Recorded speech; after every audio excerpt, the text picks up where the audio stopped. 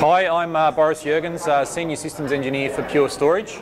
And today I was going to give you an overview of who Pure Storage is, who we are, what we do, more importantly, where do we fit in the storage industry, and the sort of benefits that we can provide with our infrastructure to a VMware environment. I was meant to have a whiteboard available today, so I've got to apologise up front. I'm going to be doing some whiteboarding using a touchpad just on a PowerPoint slide, but I was going to use that to actually show you where does flash storage sit in the industry today, in the storage industry, and where is Pure fit there and what our differentiating features are. So moving right in, I guess just to start, so in 1 second, just enabling the pointer here. Pretty much in the storage industry today, every single storage vendor in one way or another is a flash vendor, whether they're providing all flash solutions or whether they're using flash as a technology to try and accelerate disk-based systems. And one of the reasons why people are essentially doing that, if you look at the growing requirement for storage performance over time, our infrastructure keeps growing, our applications keep growing, we're getting this exponential growth curve with respect to how much performance do we need from the storage layer. Now the issue with spinning disk infrastructure has been that it essentially stayed flat. We haven't seen any sort of performance improvements coming from spinning disk. So we've had 15K disk around for forever and a day. And so typically what the storage industry has been doing to try and help people meet this growing requirement for performance is flash has been used as a sort of niche type of storage layer. And depending upon the infrastructure that you're looking at, and again apologies for the whiteboarding here, but if you're looking at a typical array, flash might be used as a very, very small tier, either as a tier or a cache to try and accelerate overall storage performance. And the rest of the array will typically be comprised of then some 15K disk and then some slower disk. And for certain workloads, that can potentially do a job well, particularly if it's been set up correctly from day one. And the whole idea behind this concept is that your workload looks like so. If you look at what part of my workload is busy, there's a very, very small part of your workload that is where the actual storage hits are actually occurring.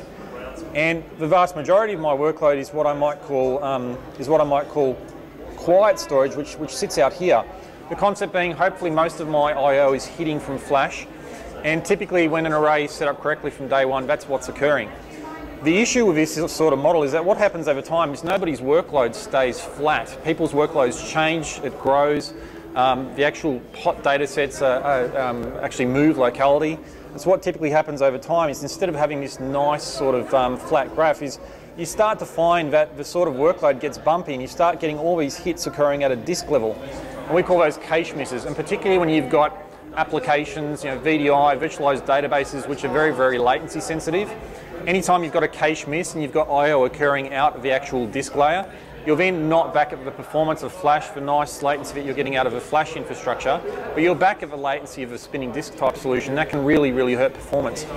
But again, the reason why people are typically still in the industry today, by and large following this model, is if you look at things from a dollar per gig standpoint, this type of, I guess, hybrid architecture has historically had a very, very good model in terms of what am I paying from a dollar per gig perspective. But from a dollar per I/O standpoint, it's been very, very bad in terms of how big of an infrastructure would I have to put in place to get some really, really good IOPS out of it as well as latency. You have to pay a lot of money. And so when flash first started then having its presence felt in the storage industry in terms of all flash solutions, Pure likes to call these Gen 1 all flash arrays. And we started to see systems where when performance really, really matters and I've got a huge requirement for I/O, I've got a huge requirement for low latency storage. And some of the key criteria would be VDI is a great example. People started looking at all flash array systems. So the benefit being with all flash array models is that you'd find that the dollar per I/O is great, but the dollar per gig is nowhere near as good as this sort of infrastructure on the left-hand side. So you'd find it makes sense for me to go down that path from a performance standpoint, but I can't afford to put an all flash array in place from a cost standpoint for my entire infrastructure. So only a small part of my infrastructure, maybe VDI, maybe my most performance sensitive databases and applications can take advantage of the low latency performance of all flash. But for the rest of my infrastructure, which is still important, still has to essentially reside on an experience for latency inherent in a disk-based model. And again, we call these Gen 1 type flash systems, and that was a predominant thing which stopped them from experiencing any form of widespread adoption. The fact that the dollar per gig equation of those sorts of infrastructures was very, very expensive. And typically the way these things would work is if I bought, let's say, a 10 terabyte flash array, and again, apologies for this whiteboarding with a touchpad, but typically a 10 terabyte flash array, depending upon how you carved it up, 10 terabytes would in essence turn into around about, let's say, 6 terabytes of usable space. Now, where Pure fits is we call ourselves a Generation 2 flash vendor, and we'd like to say it's flash for all. We're making flash cost effective. And we're essentially borrowing parts of the Gen 1 flash model as well as parts of the disk-based model. So we have the dollar per IO equation of Generation 1 flash systems, which were simply about the performance side of things. So we're very, very good from that standpoint.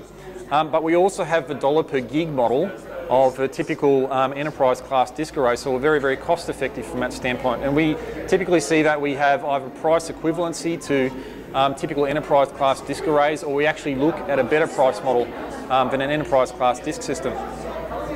And part of the way we're actually doing that, and I'll drill down into some detail here, but there's actually 5 different types of data reduction technologies that Pure runs inline with no performance impact to ensure that you can fit much, much more data into a given amount of space. So back to the equation that I spoke about here, you've got 10 terabytes of raw disk or raw flash, typically turning into 6 terabytes worth of usable space. The average data reduction that Pure gets across our install base is actually 5.5 to 1. So for 10 terabytes of flash from Pure, you're able to fit much, much more logical data into that amount of space. So from a dollar per usable gigabyte equation, we're at the same level as the typical spinning disk systems. But again, you're getting the actual performance benefits of all flash. So drilling down a little bit more into the actual product lineup and a little bit more detail about the capabilities of a product. I guess one other key thing that sort of prohibited the widespread adoption of flash as a storage technology is again, historically it was about one thing, performance. Performance in a straight line. But if you wanted the same form of capabilities as you'd get out of a typical enterprise class disk array, and I'm talking about things like I'd like snapshot capability, I want to be able to do cloning, replication, encryption, I want VAAI integration, a vCenter plugin to actually manage the array. You didn't typically have that sort of capability, and you needed to try and get that capability by integrating it with additional third-party products. So not only does Pure give you flash at the price of disk and the performance of flash, but we give you that level of enterprise class functionality that people expect out of a mainstream class disk array. And that functionality is all inclusive. So built-in software for snaps, cloning, replication, encryption. And a lot of those features, because they're running on all flash, not only all flash, but a virtualized, deduplicated architecture such as what Pure has, it works a lot better than what you'd get on a typical disk-based array. An example I like to use, if you look at copy offload with VAAI, I mean, when it was first introduced, one of the big benefits that it brought is you're no longer needing to move data from the array to the host back down to the array. So VAAI copy offload basically meant that the array can actually do those data transfers. And that, you typically saw a big reduction in the amount of time to do certain tasks. Now the way that actually works on Pure, we take that a step further. I mean, not only are we all flash, but with the way the Pure architecture works, if we get asked to clone some data, copy a large amount of data, we'll decrease the time required to do that in comparison to typical disk systems, again by an order of magnitude, because a Pure system doesn't actually need to move data around. It's simply making metadata operations to reflect what we've been actually asked to do. The same sorts of speed benefits would apply to things such as cloning. A clone, typically of any size, can be done within seconds because it's not a case of a Pure array having to move data around. It's simply a metadata copy operation. But looking at quickly the actual Pure lineup today, there's 3 models. Each Pure array is a block storage array. You're looking at dual controller for high availability. We have somewhat of a different concept around high availability. Normally that means that if an array experiences any sort of component going down for maintenance, or it loses a component because of a failure that's actually occurring, the array would stay up, but you're looking at a large amount of performance degradation. With Pure, the concept around HA is performance even through failure. So even in a scenario where you've lost the controller, potentially you've lost some flash drives as well, you're looking at the capability of experiencing sustained performance through that event. Now, given that we are an all-flash architecture, we're far less likely to have a drive failure in comparison to something using spinning disk. But it means that no longer do you have to wait until some strange time on a weekend to do something like a firmware update. You can do that in the middle of a business day with no impact to your front-end applications, your VDI users, your database applications and so on. Even all the way through to even doing complete hardware upgrades between controller models, that can be done online with no impact to end users. So there's 3 models. They all have exactly the same capability from a performance and from a functionality standpoint in terms of some of those software features that I discussed. The difference really lies in what is the overall performance capability of each system and how high can each system scale from a capacity perspective. Another differentiator with Pure when looking at designing for performance.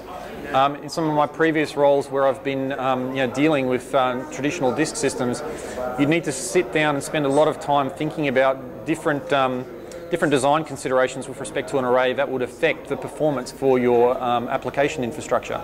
Things like what is the impact of cache settings, tiering settings, what's the impact of the different RAID types that I'm running, how wide am I striping volumes, worrying about things such as host file system alignment with the actual back end on a storage array. None of that actually applies in a Pure infrastructure. I mean, the great thing for me as a systems engineer at Pure is you don't really have to design for performance. The bottleneck on a Pure array is not flash. It's not a case of to make this go faster I've got to add additional flash drives behind a controller. The speed governor in a Pure system is essentially how fast can the controller process the data that's being sent to it.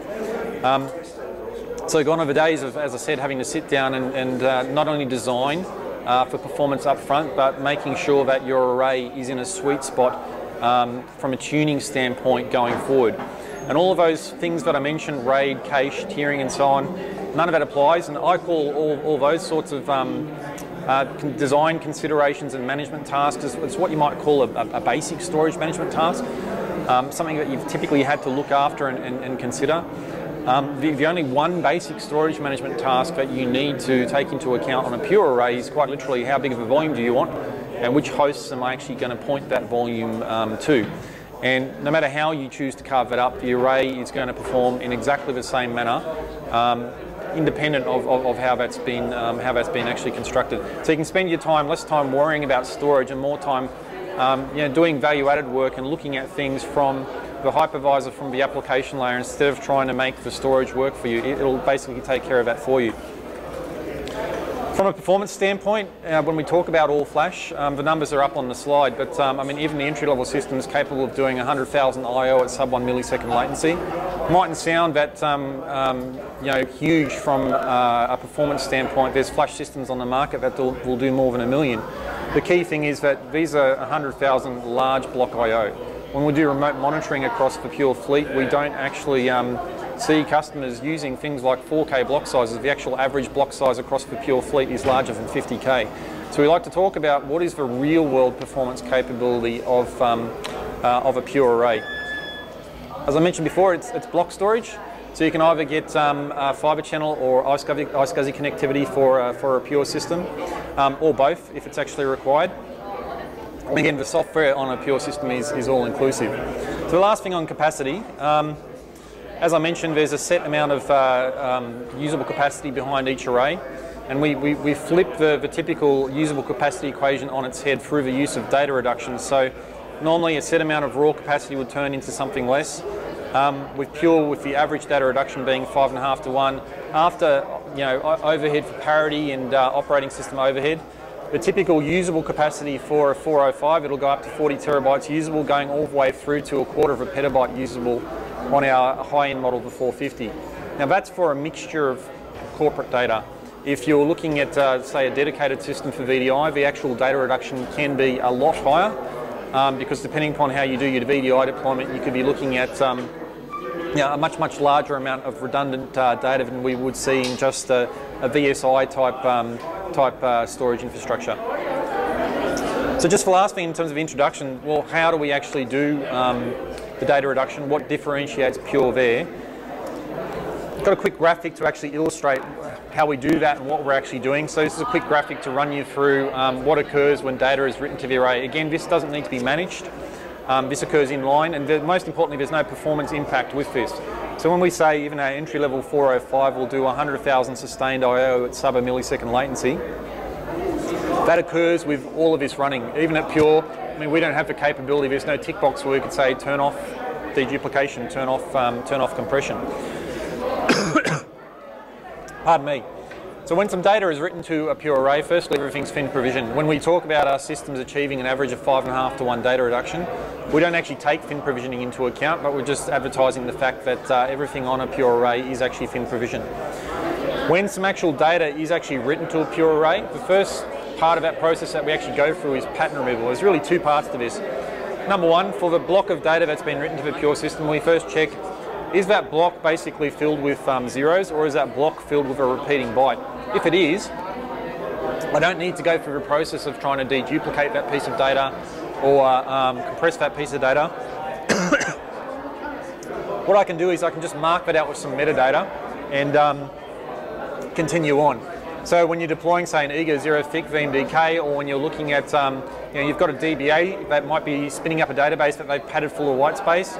As far as the database would be concerned, all of that data, all that white space is actually there, but we haven't actually had to store that. We've just had to store the metadata to represent that.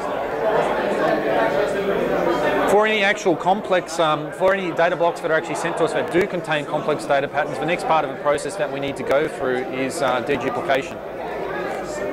Now, again, we're not new with introducing deduplication to primary storage. The difference that we do have is A, it is inline deduplication.